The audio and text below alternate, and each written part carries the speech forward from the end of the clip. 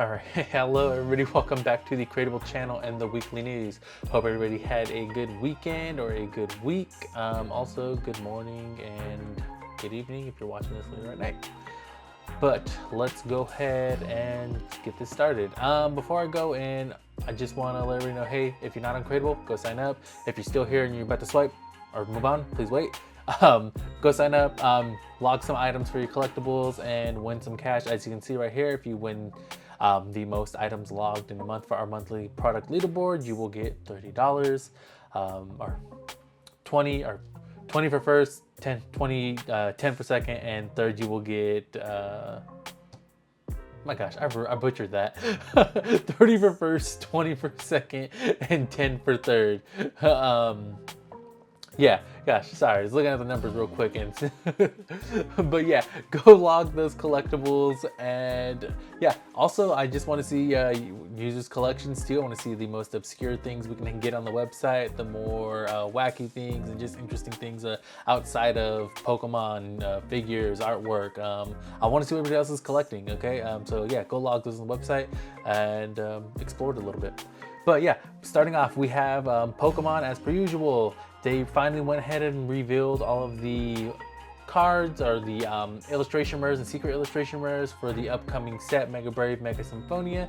As you can see, we have lots of really nice, really pretty, beautiful and pretty cards.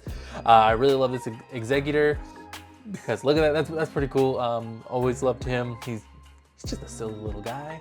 But yeah, we have a lot of pretty cool things. Love the Vulpix. Honestly, a lot of the cards in this set are really cool. Got a cool Steelix. But yeah, they went ahead and revealed those. We got some pretty cool cards in the set. Hopefully we're able to get some of a good majority of them. RIP people's wallets, and just good luck to everybody that's able to find cards at retail price right now. The funny thing right now, though, is everybody's kind of laughing about this Lieutenant Surge because, I mean, it's a little goofy looking, honestly, compared to the rest of the cards. Like, tell me, we have these really nice, like, Alakazam illustration. Oh, and we have this other trainer illustration right, like, right next to it. And then you have him, you know, just being a little meathead lifting things. But yeah, and also there is going to be a new rarity in this set called the Mega Ultra Rare Rarity, which is going to be these gold cards you're seeing right here. So that's pretty cool. It's been a minute since we had it, and I believe the last gold cards that were in the game, they did not have their own rarity. So this is a first, and it's going to be pretty cool to collect these. Good luck collecting them again, because no telling how common they're going to be, especially with them being the first in a new rarity. They're probably going to spike up because first in a new rarity, also it's Lucario and Gardevoir. So yeah, two things working against us as the collectors and for the cards. So it's good and bad. I'm really excited to see it. But yeah, no, look at it, keep going too, like it's going and going. So many cool cards in this set. There's some of the new trainer full arts, and here we'll go and stop and take a peek at the new Gardevoir. That's it, instead of a computer generated image, is the actual cards in real life. Seen those. So yeah, no, that's pretty cool. But yeah, no, that's gonna be awesome. Really excited for the set to come out. I still have some Black Bolt and White Flare cards I have to go through and open. I've been fighting it. I've been resisting the urge to. Trying to start a sealed collection, but it's not really going too well. But so yeah, there's that. And Poke Beach also has a bunch of other cool stuff coming out for Mega Brave sets. They always have all the latest news on it, and they also they cover more than just Pokemon cards. As long as it's Pokemon related, they have it. Moving into Lorcana, though, Lorcana had a busy weekend at Gen Con this past weekend, so that's really cool. We got this new collection quest announced for Fabled, which is going to be taking place inside of Disney's California Adventure, which is really cool. So it's going to be our first promo card that you are able to get exclusively from a Disney park. What's going to happen is there's going to be so many cards you have to collect from the collection quest. It will require you to go trade with other Lorcana players or collectors, and once you collect or meet all the quest needs and requirement, you go back and redeem it for this really cool Bell card. That's gonna be pretty awesome. It is while supplies last, so if you guys are in Anaheim area or you're in Disney, please take the time to do that, because there's no telling how fast it'll go, especially with the LA area just being an Anaheim area having such a high population of collectors too. So yeah, go check that out, and good luck. After that, Lorcana went ahead and announced a ton of things in another panel talking about the new set for Fabled, showing some playmats. Dumbo has his own playmat too, little cute elephant, and also the dragon. Also, here's a new Powerline card that's coming out. This is Eye to Eye. That's gonna be pretty cool. Just the card alone, especially for all you Goofy fans out there. I'm a huge one myself, especially for Powerline. He can have his own console. I'd show up and actually go to that. But yeah, that's pretty cool. And they've revealed the other new rarities coming, which would be the new Epic and Iconic rarity. Iconic being above Enchanted, and then Epic is going to be above Legendary. So it's sitting right between Legendary and Enchanted, I believe. So it's a step down from Enchanted, but it's still giving you a card that's pretty rare to find. And honestly, you know, I think it's a good second best option to Enchanted versus Legendary, because it's such a huge step up from a Legendary card to the Enchanted card. The art changes, the card just has a really cool look to them. So yeah. And then we have these cool starter sets coming out. They will have 4 booster packs and exclusive Tinkerbell promo. Again, oh, and it comes with the binder, so that's really awesome. I'll probably pick that up for the binder and the promos.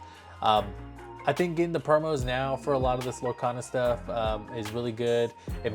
Some of the value may not hold right now in the immediate time, but 5-10 years down the road, it's definitely gonna go up, most likely, or hopefully, just because these promo cards, these are the only way you're able to get them. And hey, as the way of collectibles goes, it's going to be the most random thing that picks up and takes off one day.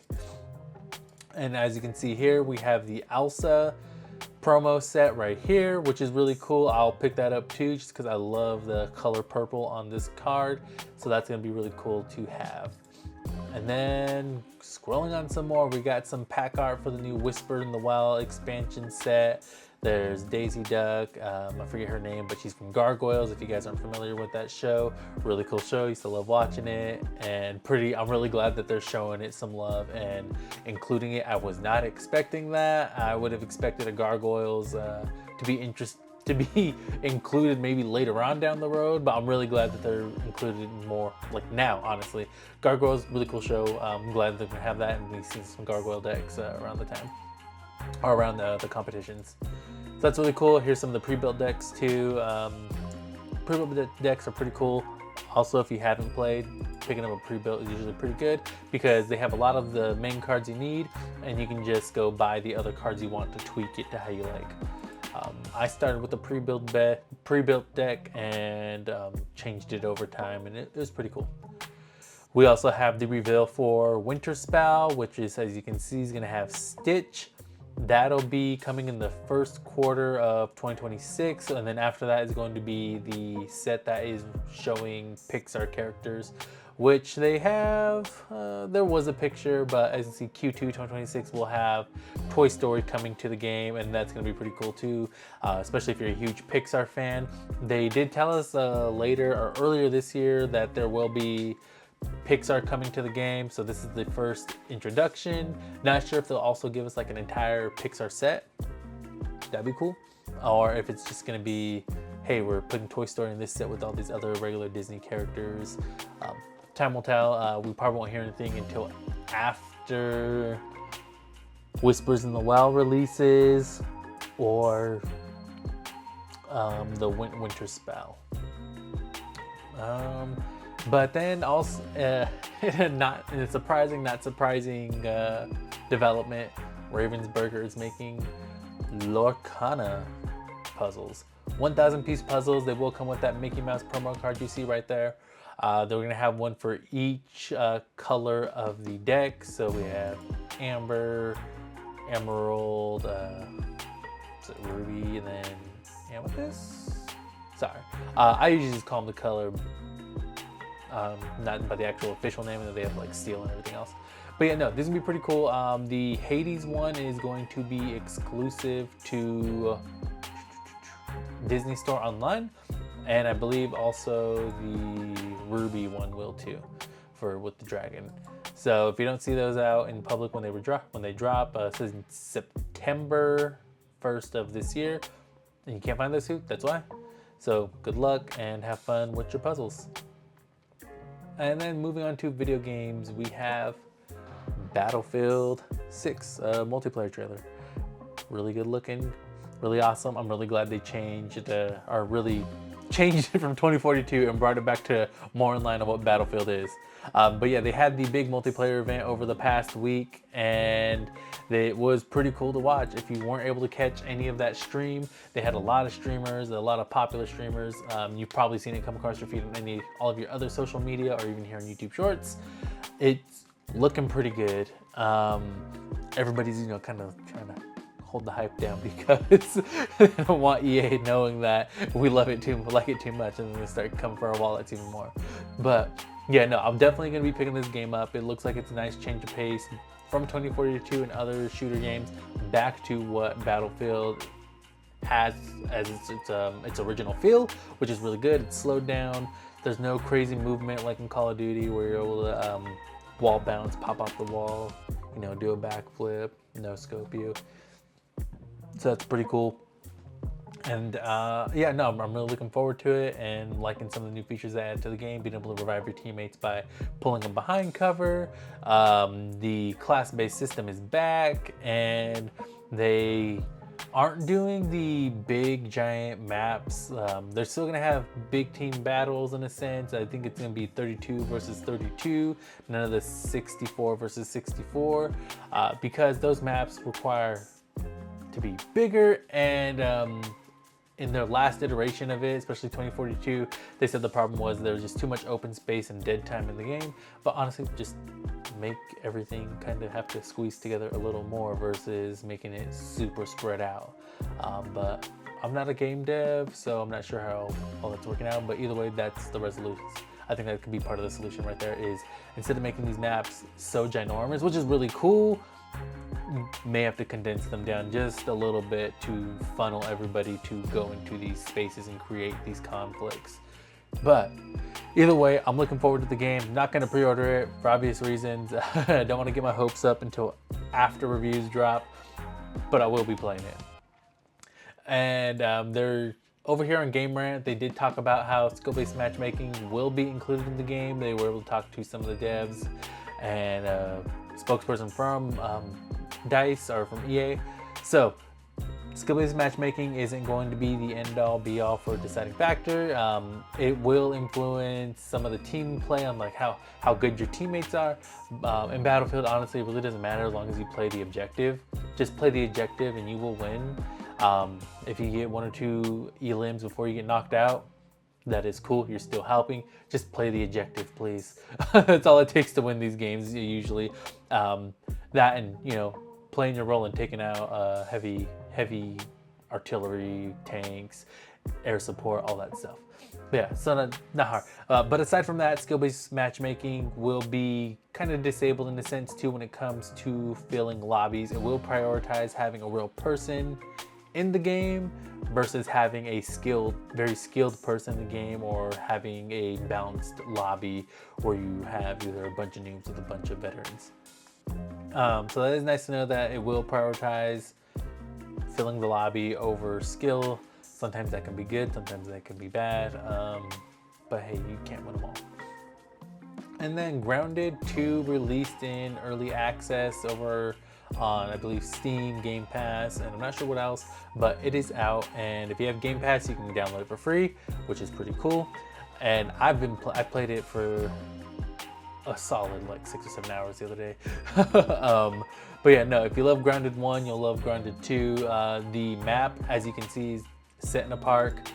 The map is a 1-to-1 scale of the previous Grounded map, so we're not losing any space. In fact, we are gaining space, because when you zoom out on that thing, it is massive. And we probably won't get more updates until another month or 2 from Obsidian. They do have a roadmap, I believe, of what's going to be coming down the pipeline in which order. So that's pretty cool. You can go check that out on Obsidian's website. I'll find a link to it too. Everything you see today too will have the links in the bio as per usual. But yeah, no, the vertical space on the map that they have now, I believe there's slightly more than the last one, if not just the same amount. Other than that, you are in the same space as the Grounded One's map, and it's just gonna get bigger. The game has been fun. I have a buggy. I'm really looking forward to when buggy races become a thing, and when we get the flying buggies in the game. So that's gonna be pretty cool. But yeah, no, go check it out. It's pretty fun. It's a nice chill game to play when you just don't want to feel rushed.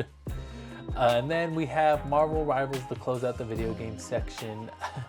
They made a huge announcement for the positive or negative of the game, but starting next this I think season 3.5 or whatever, the next update, it will be you can no longer 5-stack past platinum up into eternity. So meaning once you hit platinum, as you can see here, they're limiting it to a maximum of 3 players in one party. And then for Celestial and One Above All, it'll be 2 players max partied up. So I've been seeing a lot of people say, hey, no, I'm done playing after this because I actually have more than 2 friends. Which, hey, good for them. You know, personally, if me and my friends played this, yeah, we'd be popping off too, because we'd get cut off if we managed to hit or go past Grandmaster, which honestly, and with the way their matchmaking is and the balancing, it's hard for anybody to reach there without having a solid team set up or knowing what to do. The odds are not in your favor in the Marvel Rivals matchmaking. But yeah, so there's gonna be a lot of people either leaving the game, or we may see an increase in the Smurf accounts in the game. So pros and cons. NetEase may roll back that change after hearing all of the backlash and the dislike for it. So we will see, one can only hope. And then going into television, movies and stuff. Actually, nope, we're selling video games, my bad. But the Bioshock remastered version, yeah, got canceled. No idea why, probably because they want to focus on the other Bioshock game, and maybe because the show's coming out. But yeah, that's on the back burner for now. I don't think it'll be gone forever. I do think it will come back. We do have the Netflix show coming up, so maybe we can, hold on one second. Okay, yeah, so we have the Netflix show coming up, so maybe it'll renew some interest into the series. And then they may want to go back and say, hey, let's continue to work on this. No telling. For right now, continue playing the collector's edition. That's the most recent version of the game, I guess, with new graphics. So yeah, it's a little bummer here, and hopefully we'll get some more answers on that. All right, now moving on to movies. Happy Gilmore 2. If you guys are Adam Sandler fans and you actually took the time to watch this, and you made it this far in the video, thank you. But yeah, no, I was pretty happy with the new Happy Gilmore. I give it like a good 8, 9 out of 10. Honestly, it's pretty good, especially for a sequel. I had high hopes for this, but going into the movie, you know, I kind of put the expectations low just because it can go any which way. But hearing some interviews with Adam Sandler and reading what he said about it, he took a lot of time to make sure this movie was done right, and that it was something that would live up to the hype, because he knows how important this movie is, and a lot of his other early movies are to the people that love his movies, because Happy Gilmore 1 was really good, and so were other things like Big Daddy and stuff like that, which, hey, maybe we'll get a sequel to that. That'd be pretty cool. But he is, I believe he does have a few more movies to make with Netflix, so we'll see what's coming out, and hoping for the best for these next ones. And then after that, we have Spider-Man. I'm not going to play this video for obvious reasons. We'll let some of the other people go and figure it out themselves. But yes, it says Tom Holland suit reveal. So this is the first news we pretty much have of a brand new day filming and this and that. But yeah, he reveals the new suit. That's pretty much the gist of the video. It's pretty cool. Really excited for the new Tom Holland movie to come out. Honestly, all the Spider-Man stuff has been really good the past few years. The past few movies and anything Spider-Man have been really good, really awesome. Though I am waiting and praying that the day that live action Miles Morales comes true. I do know that they're told to not really use him in the live action right now until the animated Spider-Verse movies get wrapped up. So hopefully at the end of this movie, we see some cool things with Miles Morales being involved. Hopefully later on down the road too, we get another crossover with all of the other multiverse Spider-Mans getting involved too, or involved. But yeah, other than that, everyone have a good one. That's it. And remember, go back to Crateble, log in, create an account, get on that leaderboard. The new one just started. I don't see anybody on it right now, so it's anybody's game. Get yourself a few extra dollars, dethrone some of the people you see up there right now, and yeah, just go on, make your collection. Let me see. I want to see it, especially if it's weird, if it's something that's not usually popular. Like I said, we need more than Pokemon. We need more than other the popular TCG games, figures, and movies. Like, give us some of the more weird stuff. We're trying to create this cool database of just one spot where everybody can find information on multiple collectibles. One day, when we do get all this information, it'll be a huge tool for everybody, especially when you're going to yard sales. Honestly, oh, okay, is there a market for this? Is there people interested in this? But yeah, get your stuff on there. Let me see. I want to see it, and hopefully, if you want, I can spotlight you and get some more information and learn more about it. But yeah, other than that, everyone have a good day, good night, good week, and hopefully your Monday goes good. Talk to you later. Bye.